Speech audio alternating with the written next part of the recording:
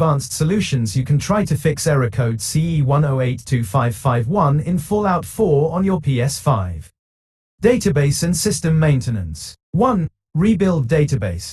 This option rebuilds your PS5's database, which can sometimes fix corrupted data causing crashes. It's important to note that this won't delete any of your saved games or data. Here's how to do it. Turn off your PS5 completely. Don't put it in rest mode. Hold down the power button until you hear 2 beeps, one when you first press it and another 7 seconds later. Connect your DualSense controller with a USB cable and press the PS button on the controller.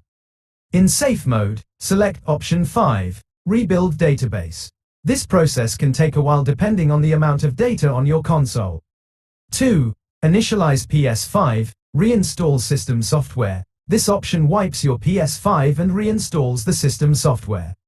It's a more drastic step, so make sure to back up your saved games and data to the cloud or an external storage device before proceeding. Link to www.playstation.com.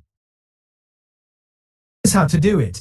Go to Settings, System Software, Reset Options, reset your console. Choose Full if you want to completely wipe your console. Advanced troubleshooting. 3. Check for corrupted game data. In rare cases, corrupted game data can cause crashes.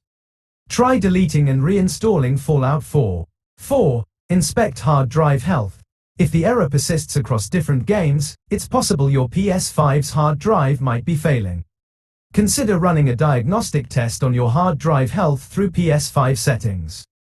5. Change graphics settings, if applicable. If the error occurs during specific areas or actions in the game, try tweaking graphics settings like resolution or frame rate. Reducing these settings might improve stability.